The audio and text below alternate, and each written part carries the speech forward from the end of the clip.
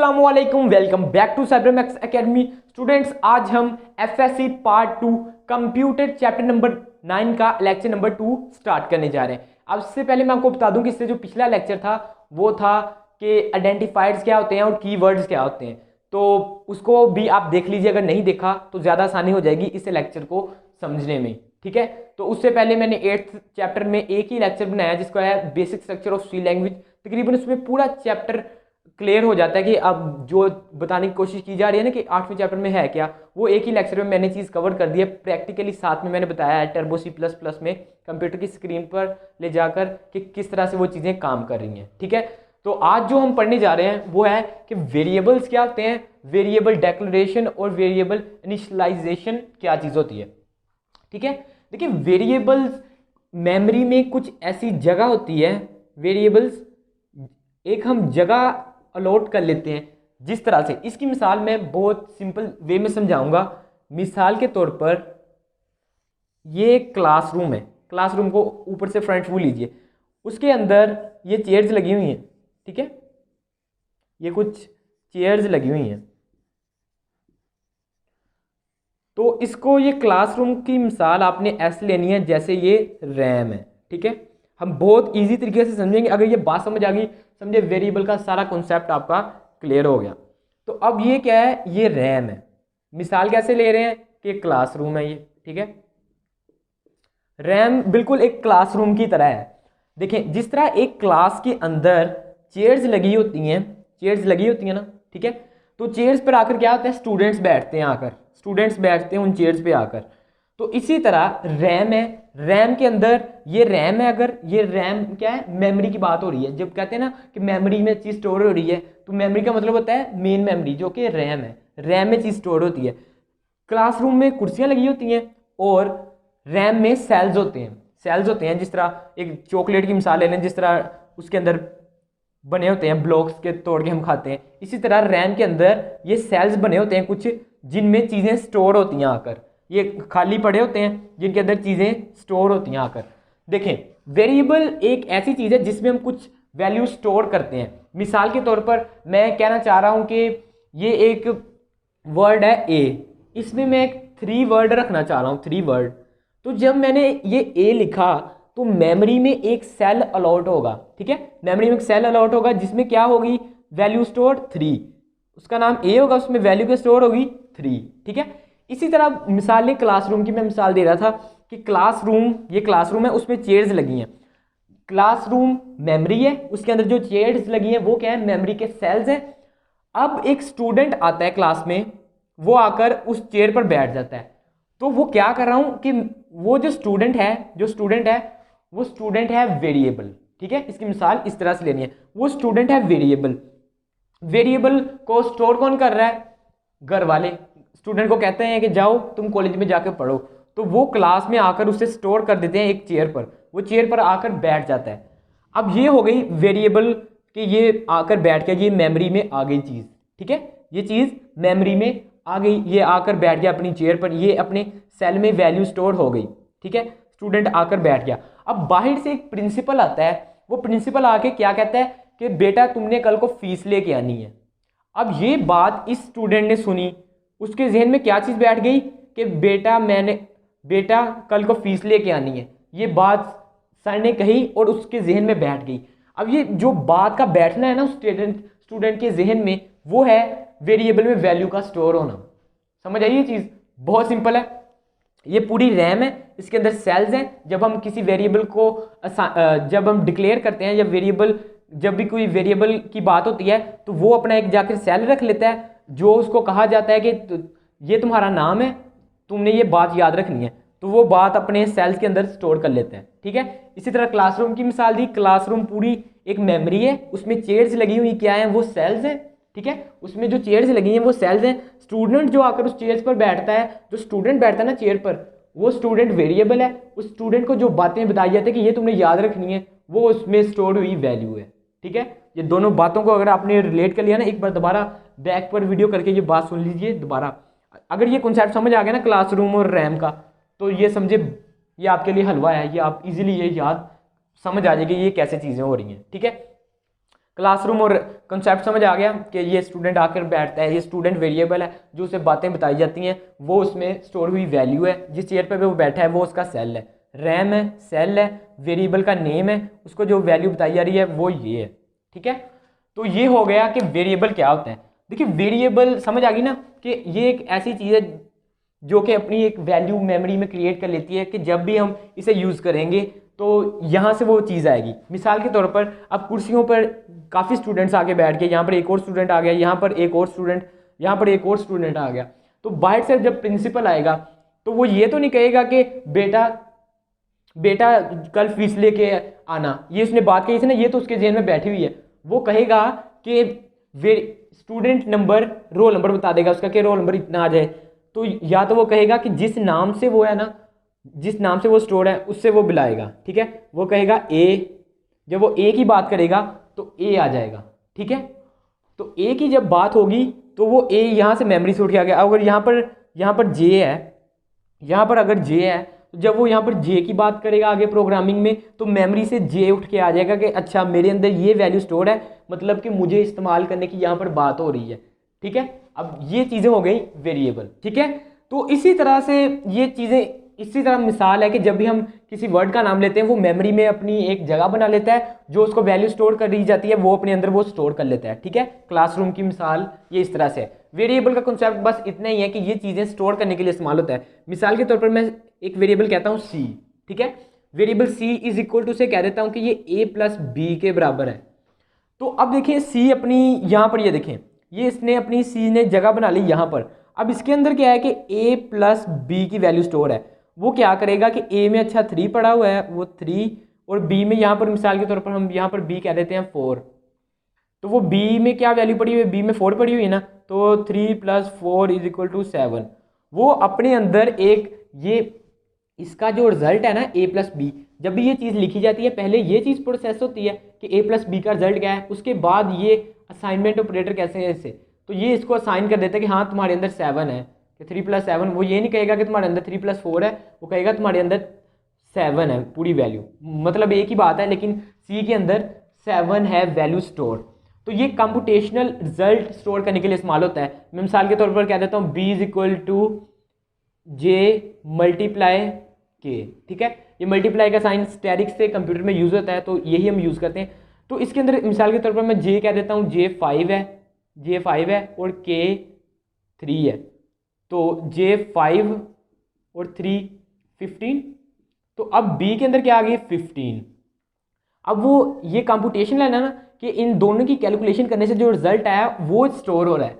Simple variable में single word भी store कर सकते हैं हम, इसके अलावा जो किसी भी चीज़ की कैलकुलेशन का जो जवाब आया हम उसे भी किसी वेरिएबल में असाइन कर सकते हैं। ये बजाते खुद वेरिएबल है, इन दोनों को हल करने से जो रिजल्ट आया वो भी एक और ही किसी वेरिएबल में स्टोर हो रहा है। तो जब भी हम कोई जो भी वेरिएबल हम वर्ड यूज़ करते जाते हैं ना, वो मेमोरी में इसी तरह अपनी जगह बनाता जाता है। इसी तरह जिस तरह क्लासरूम में एक नया स्टूडेंट आता है ना, उसके लिए एक नई चेयर रखी जाती है, वो अपनी आके जगह पर बैठ जाता है, उसे नई बातें बताई जाती हैं, वो अपने अंदर स्टोर करी जाता है। ये बात आपने याद रखनी है। रैम और क्लासरूम बेस्ट एग्जाम्पल है ये, मेरे ख्याल से आपको ये समझ आ जाएगी, क्योंकि स्टूडेंट्स हैं तो स्टूडेंट्स ये स्टूडेंट वाली बात ही समझेंगे कि किस तरह हम क्लास में बैठते हैं, हमें पता है हमें ये रोल नंबर दिए जाते हैं, तो ये चीज़ ईजिली हमें समझ आ गई।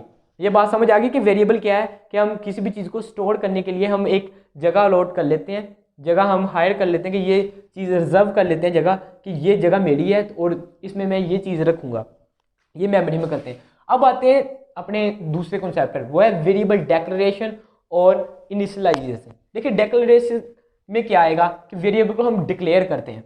ये मैंने ये सब किया ना, ये मैंने तकरीबन सब डिक्लेयर ही किए हैं। मिसाल के तौर पर ये इसकी जो डिक्लेयर करने का जो होता है, डिक्लेयर करने का जो साइंटैक्स है वो क्या होता है, सबसे पहले हम लिख देते हैं डाटा टाइप।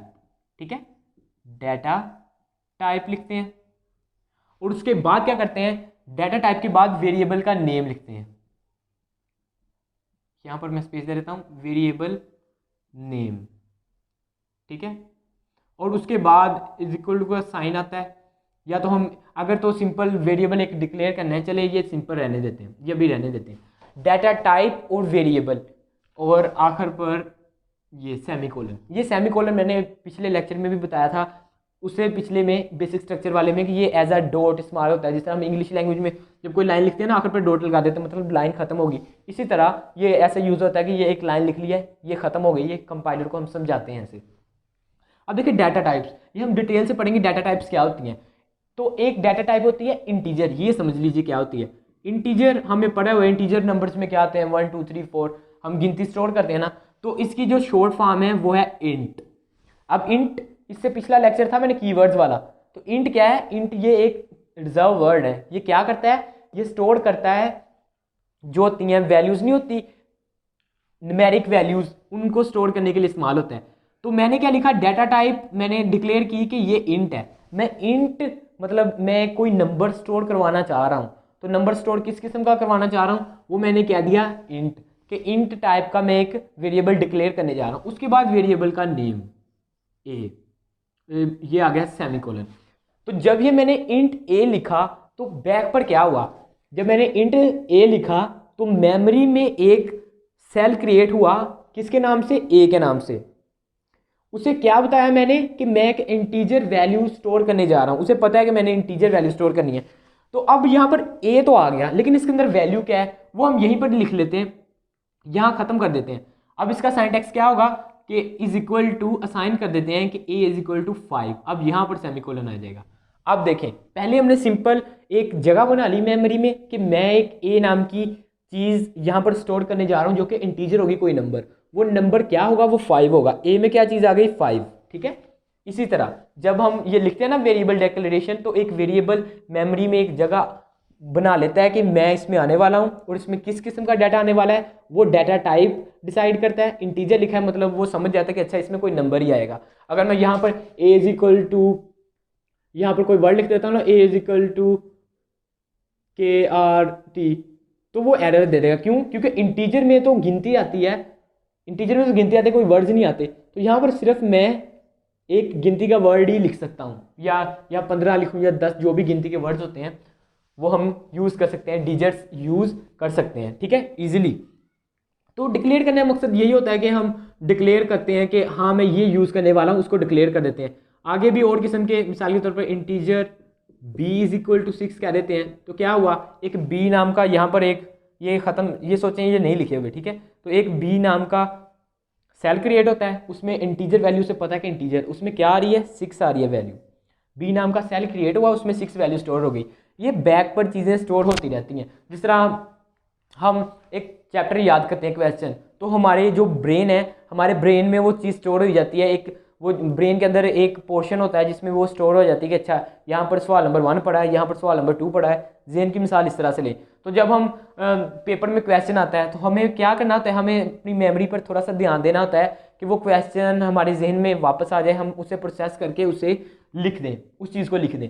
तो इसी तरह जब मैं आगे कहीं यूज़ करता हूँ ना, मिसाल के तौर पर एक वेरिएबल सी असाइन कर देता हूँ, वेरिएबल सी असाइन कर दिया, ये उसे पता है कि इसमें इंटीजर वैल्यू आने वाली है। अब मैं सी को क्या कह देता हूँ कि ये C is equal to A plus B के बराबर है, ठीक है। पहले एक वेरिएबल डिक्लेयर किया कि ए 5 है, बी 6 है, उसके बाद एक वेरिएबल डिक्लेयर कर दिया सी, लेकिन सी में तो मैंने कोई वैल्यू स्टोर ही नहीं की, लेकिन उसे पता है कि इसमें एक इंटीजर वैल्यू आने वाली है।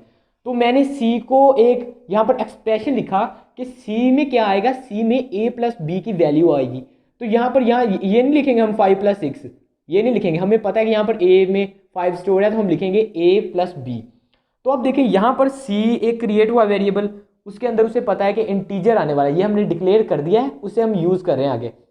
इसी तरह ये हमने सवाल याद कर लिया, जब पेपर में आ रहा है तो हम उसे यूज़ कर रहे हैं। तो अब वो पीछे से वैल्यू देखिए, जब सी इज इक्वल टू, जब यहाँ तक पहुँचेगा ना कंपाइलर, वो कहेगा सी इज इक्वल टू, अच्छा सी में क्या है, ए, वो कहेगा ए क्या है, वो मेमोरी में जाएगा, वो ए नाम का कोई फोल्डर ढूंढेगा, वो कहेगा ए, अच्छा ये ए में क्या पड़ा हुआ है 5, तो वो मेमोरी से इसमें 5 ला देगा। ये सब बैक एंड पे होती है, बैक पर चीज़ें होती है, नज़र नहीं आती कि ये प्लस हो रहा है क्या हो रहा है, लेकिन हमें पता है कि अगर हम ये लिखते हैं ये, तो ये दोनों प्लस होकर इसमें आ जाएंगी, इसका ये मतलब होता है। तो वो फिर बी को देखेगा कि बी में, अच्छा बी में क्या पड़ा है, वो बी को 6 रख लेगा। फिर उसके बाद जब हम उसे प्रिंट एफ करवाएंगे, प्रिंट एफ करवाते हैं कि चले प्रिंट एफ, ये मैं बताऊंगा प्रिंट एफ की स्टेटमेंट कैसे काम करती है। तो यहाँ पर सी लिख देते हैं, प्रिंट एफ का ऐसे सिंटैक्स है कि मैं सी को प्रिंट करवा रहा हूँ, तो आउटपुट में एक आएगा के सम, ये जो चीज़ लिखते हैं ये एज इट इज़ प्रिंट होती है, और ये जो कोमे के बाद चीज़ लिखते हैं उसमें जो वैल्यू स्टोर होती है वो यहाँ पर आ जाती है। तो 6 + 5 11, तो इस तरह ये आउटपुट आ जाएगी। ये चीज़ मैं डिटेल से समझाऊंगा ये प्रिंट एफ कैसे काम करता है। लेकिन ये समझ लीजिए कि मैंने ये सी को प्रिंट करवाने का साइंटेक्स था कि मैंने इस तरह से सम इज इक्वल टू ये करवा दिया प्रिंट 11। तो ये समझ आ गई, ये हो गई कि वेरिएबल को डिक्लेयर किया जाता है, उसको आगे कभी भी यूज़ किया जाता है। यहाँ पर फिर से मैं कोई लिख रहा हूँ, जहाँ पर आपने ज़रूरी नहीं है कि आप स्टार्ट पर ही सारे वेरिएबल डिक्लेयर करें। मिसाल के तौर पर आपने प्रोग्राम लंबा लिखा, आपको याद आया कि मुझे एक और वेरिएबल लिखना था, तो आप ये नहीं कि स्टार्ट पर आके लिखेंगे, आप नीचे कहीं पर दोबारा इंट लिख दें। मैं इंट की मिसाल दे रहा हूँ, और भी डाटा टाइप्स हैं, मैं यहाँ पर लिख देता हूँ जे, ठीक है, तो यहाँ पर। लेकिन ये नहीं है कि जे आप यहाँ पर यूज़ करें, मैं लिखता हूँ जे इज इक्वल टू के मल्टीप्लाई जी, ठीक है, ये लिखता हूँ, लेकिन डिक्लेयर मैं नीचे कर रहा हूँ। कोई भी चीज़ इस्तेमाल करने से पहले डिक्लेयर की जाती है। जिस तरह मैं यहाँ पर a+b लिख रहा था ना, अब मैं इसे ऊपर नहीं लिख सकता, क्यों? क्योंकि उसे पता ही नहीं। अगर मैं यहाँ लिख दूँ c is equal to a+b, वो मेमोरी में चेक करने जाएगा कि a और b की वैल्यू क्या है, तो वो तो देखेगा कुछ है ही नहीं मेमोरी में। जब मेमोरी में होगा तो अगला प्रोग्राम रन ही नहीं होगा। जब स्टार्ट से रन होगा वो देखेगा अच्छा इंट ये रखा है यूज़र ने, b में ये रखा है, c में ये, c इसलिए रखा है। उसके बाद देखेगा सी की ये एक्सप्रेशन है, अच्छा वो मेमोरी से चीज़ें इसमें लाकर ये चीज़ प्रिंट करवा देगा। ओके, ये बात आपको डिटेल से समझ आ गई कि वेरिएबल डिक्लेरेशन क्या है, कि वेरिएबल को सिंपल डिक्लेयर करना है, उसको यूज़ करना है। इनिशियलाइजेशन क्या चीज़ है? जब हम वेरिएबल को पहली बार डिक्लेयर करते हैं ना, इसमें कोई खास फर्क नहीं है, बस वर्ड का ही फर्क है ज़्यादा। डिक्लेयर करना, इनिशियलाइजेशन। इनिशियल हम किसे कहते हैं? इब्तदाई। जिस तरह हम कहते हैं इनिशियल वेलोसिटी, कि स्टार्ट पर उसकी ये वेलोसिटी थी, फाइनल वेलोसिटी ये थी। इनिशियलाइजेशन मतलब स्टार्ट पर हमने, जब हम पहली बार एक वेरिएबल को वैल्यू असाइन करते हैं तो वो कहते हैं वेरिएबल इनिशियलाइजेशन, ठीक है।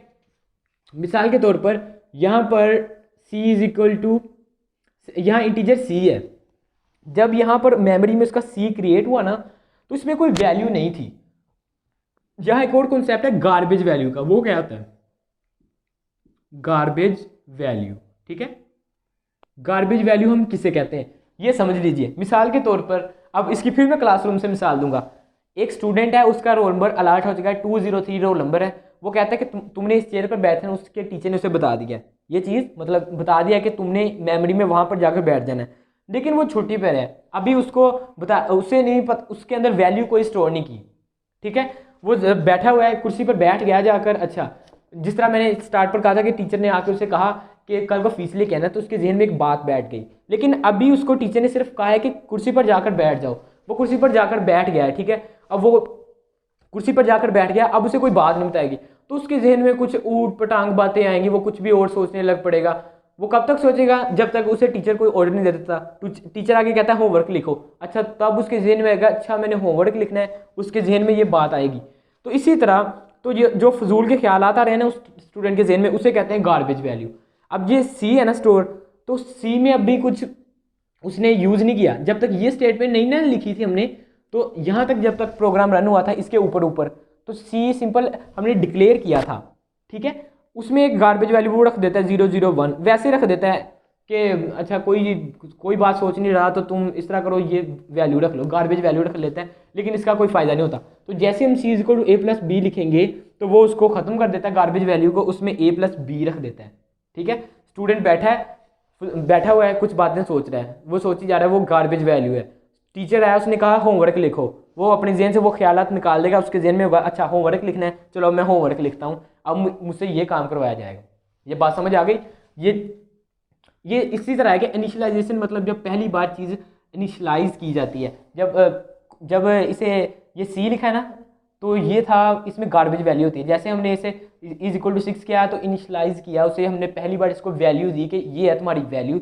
इनिशियलाइजेशन पहली बार कोई वैल्यू देना किसी वेरिएबल को, ठीक है। तो ये बात आपको समझ आ गई कि ये वेरिएबल डिक्लेरेशन, इस चीज़ को हम इसके बाद अभी मैं कंप्यूटर पर आपको दिखाऊंगा कि ये चीज़ें कैसे काम करती हैं। तो अगर कोई अब यहाँ तक अब थ्योरेटिकल चीज़ में आपको ये कॉन्सेप्ट में ये क्लासरूम वाली मिसाल आपको बार बार ये याद रख लीजिए, आपका कभी रैम और वेरिएबल का कॉन्सेप्ट मिक्स नहीं होगा, मतलब भूलेंगे नहीं आप कि क्लास में कुर्सियाँ होती हैं, कुर्सियाँ सेल्स हैं, उस पर बैठने वाले स्टूडेंट वेरिएबल हैं, उन स्टूडेंट को दिया गया हुक्म उनमें वैल्यू स्टोर हुई है, ठीक है। तो ये बहुत ईजी एग्जाम्पल है मेरे ख्याल से, तो ये आपको समझ आ गई होगी। तो अब हम मिलते हैं कंप्यूटर स्क्रीन पर। मैं आपको एक दो वेरिएबल डिक्लेयर करके दिखाता हूँ ये किस तरह से डिक्लेयर किए जाते हैं और उनको यूज़ करके थोड़ा सा दिखा देता हूँ। तो अब हम आ चुके हैं अपनी कंप्यूटर की स्क्रीन पर। तो टर्बो C++ इंस्टॉल कर लेते हैं। अगर किसी को नहीं पता ये कैसे इंस्टॉल करनी है तो आपको आई बटन पर लिंक मिल जाएगा, तो इंस्टॉल कर लीजिए। तो इसे हम ओपन करते हैं अब, ठीक है। जैसे ही अब हम इसे ओपन करते हैं तो कुछ इस तरह से इंटरफेस आता है हमारे सामने। एक नई फाइल क्रिएट करते हैं हम, सॉरी ये ओपन हो गया। तो एक नई फाइल न्यू पर क्लिक करते हैं, तो ये एक न्यू फाइल क्रिएट हो चुकी है। तो सबसे पहले जल्दी से जो इसका बेसिक स्ट्रक्चर है वो हम लिख लेते हैं, जो कि हम लिखते ही होते हैं studio.h। और इसके बाद हम चलते हैं सेकेंड लाइन पर। यहाँ पर क्या लिखना है, इंक्लूड conio.h। ये दो चीज़ें आपने जब भी सी प्रोग्राम लिखना है ये आपने लिखनी ही लिखनी है, ठीक है। void main और इसके बाद कर्ली ब्रैकेट बॉडी के लिए, ठीक है। और इसमें यहाँ पर आखिर पर हम get ch यूज़ करते होते हैं, वो भी अभी लिख लेते हैं get ch। ये चीज़ ये हो गया बेसिक स्ट्रक्चर हमने लिख लिया। तो अब हमने आज पढ़ा कि वेरिएबल क्या होते हैं, वेरिएबल को डिक्लेयर करना क्या होता है, वेरिएबल को इनिशियलाइज करना क्या होता है। तो मिसाल के तौर पर अब हम एक वेरिएबल डिक्लेयर करते हैं। जब भी कोई वेरिएबल डिक्लेयर किया जाता है तो उसकी पहले उसकी टाइप बताई जाती है, डाटा टाइप, किस किस्म का हम करना चाह रहे हैं। तो वो मिसाल के तौर पर हम करते हैं इंटीजर, INT, इंटीजर वेरिएबल की शॉर्ट फॉर्म है, डाटा टाइप है इंटीजर। तो A, तो ये हमने ये देखिए क्या किया, ये हमने ये A वेरिएबल है, ठीक है। हमने इसको डिक्लेयर किया, हम पहली बार A को डिक्लेयर कर रहे हैं तो A को इनिशियलाइज भी किया। इनिशियलाइजेशन और डिक्लेरेशन एक ही चीज़ है, समझ लीजिए। बाकी मैं व्हाइट बोर्ड पर बता ही चुका हूँ, जब पहली बार करेंगे तो इनिशियलाइजेशन, डिक्लेयर तो कहते हैं जब भी हम कोई वेरिएबल अलॉट करते हैं, जब भी हम डिक्लेयर करते हैं उसे हम वेरिएबल डिक्लेरेशन कहते हैं, ठीक है। तो ये A, चलें इसमें एक वैल्यू स्टोर करते हैं, A = 2, तो इसको कर देते हैं बंद। तो अब क्या हो गया कि मेमोरी में एक सेल क्रिएट हुआ, ठीक है। मेमोरी में एक सेल क्रिएट हुआ जिसका नाम A हुआ और उसमें वैल्यू क्या गई, 2 गई। तो अब हम एक और वेरिएबल यहाँ पर अलॉट कर लेते हैं इंट के नाम से b = 5। इसको भी ख़त्म करते हैं लाइन को। तो यहाँ पर एक b = 5। अब ये तो दोनों वेरिएबल अलॉट हो गए। अब b नाम का भी एक सेल क्रिएट हो गया जिसके अंदर 5 वैल्यू स्टोर होगी। अब एक और करते हैं c, ठीक है। ये c कर दिया हमने अलॉट। अब देखिए c में कोई वैल्यू नहीं, इसमें कोई गार्बेज वैल्यू पड़ी होगी। जब तक हम इसमें कोई वैल्यू स्टोर नहीं ना करते तो इसमें कोई ना कोई गार्बेज वैल्यू पड़ी होगी। तो हम c में एक वैल्यू स्टोर करवाना चाह रहे हैं, तो उसके लिए क्या करेंगे कि c का एक एक्सप्रेशन लिख देंगे कोई भी, कि मिसाल के तौर पर c = a + b है, ठीक है। अगर c = a + b, इसका क्या मतलब है, पहले हमने a को डिक्लेयर किया कि a में 2 वैल्यू है, b में 5 है, और c वैसे डिक्लेयर कर दिया कि इसमें हम कोई कैलकुलेशन वाली कोई चीज़ कैलकुलेट करके हम उसका जवाब इसमें रखना चाह रहे हैं, ठीक है। हम यहाँ पर सीधा नहीं लिख रहे कि 2 + 5, हम यहाँ पर हमने बता दिया है कि शुरू पर डिक्लेयर कर दिया है कि a 2 के बराबर है, b 5 के बराबर है, तो हम a = c + b लिखेंगे। अब इसे प्रिंट करवा देते हैं, print प्रिंट f, इसकी शॉर्ट फॉर्म, और यहाँ पर लिख देते हैं ये चीज़ जो है प्रिंट f। ये तफसील से जब इसका टॉपिक आएगा तो मैं डिटेल से बताऊंगा इसका सिंटैक्स कैसे लिखते हैं। तो वैसे बता रहा हूँ कि इसको हम प्रिंट करवा रहे हैं तो ऐसे प्रिंट करवाया जाता है इसे, ठीक है। तो अब देखें, जब हम इसे सेव कर लेते हैं, पहले F2 से सेव करना है। यहाँ पर जो PP लिखा है, मैं ये बार बार बताता हूँ, जब भी सेव करना है ये याद रखना है, पहली बार ये PP आएगा तो आपने इसे ख़त्म कर देना है, ठीक है। तो केवल C रहने देना है, इसे कर देना है ओके, तो यस कर देना है। तो ये हो गया सेव। अब इसे करते हैं कंपाइल, Alt F9 दबाएं, तो ये देखिए कंपाइल हो गया। एरर = 00, मतलब कोई एरर नहीं है इसके अंदर। तो बटन दबा देते हैं कोई भी, और उसके बाद क्या करना है कि इसे रन करते हैं, Ctrl F9। तो जैसे रन करेंगे तो पहले हम अज्यूम करते हैं कि इसका रिजल्ट क्या आएगा। ये देखें A 2 है, B 5 है, C = a + b है, तो C को प्रिंट करवा रहे हैं। तो a + b 2 + 5 7 आना चाहिए ना C में आंसर, तो 7 ही आएगा। देखिए Ctrl F9, तो ये देखिए sum = 7 आ गया, ठीक है। ये इसी तरह है कि हम वेरिएबल को डिक्लेयर करते हैं, वेरिएबल के अंदर वैल्यूज़ भी रख सकते हैं, इसके अलावा वेरिएबल के अंदर कोई कैलकुलेशन वाला रिजल्ट भी रख सकते हैं, उसे कैलकुलेट भी कर सकते हैं। ठीक है, तो उम्मीद है कि आपको ये समझ आ गई होगी कि वेरिएबल को डिक्लेयर करना क्या होता है, वेरिएबल में वैल्यू स्टोर कैसे होती है, ये सिंपल कॉन्सेप्ट समझ आ गया होगा। तो अब मिलते हैं अपने वाइट बोर्ड पर। तो आपने देखा कि किस तरह से मैंने ये वेरिएबल को डिक्लेयर किया, किस तरह से मैंने इनिशियलाइज किया, क्या होता है इनिशियलाइजेशन वेरिएबल क्या होता है। ठीक है, तो ये चीज़ हम कैसे होती है, तो ये उम्मीद है कि आपको ये लेक्चर समझ आ गया होगा। तो अगर तो आप पहली बार चैनल पे आए हैं तो मैं आपको बता दूं कि इस तरह के PTBA लेक्चर्स के अलावा भी बहुत टेक्निकल कोर्सेज, वीडियो एडिटिंग, इसके अलावा फैक्ट्स वीडियोस, न्यूज़ रिपोर्टिंग भी की जाती है इस चैनल पर जो एजुकेशन की तरफ से आती है। तो चैनल को सब्सक्राइब करना मत भूलिएगा, क्योंकि हर किस्म का नॉलेज आपको यहाँ पर मिल जाएगा। प्रैक्टिकली अच्छी तरह से समझाने की कोशिश की जाती है इस चैनल पर। तो अगर तो आपको वीडियो पसंद आई है तो वीडियो को लाइक कर दीजिए, चैनल को सब्सक्राइब कर लीजिए। और तो मिलते हैं फिर अपनी अगली वीडियो में। इकबाल के शीहिनो, अल्लाह हाफिज़।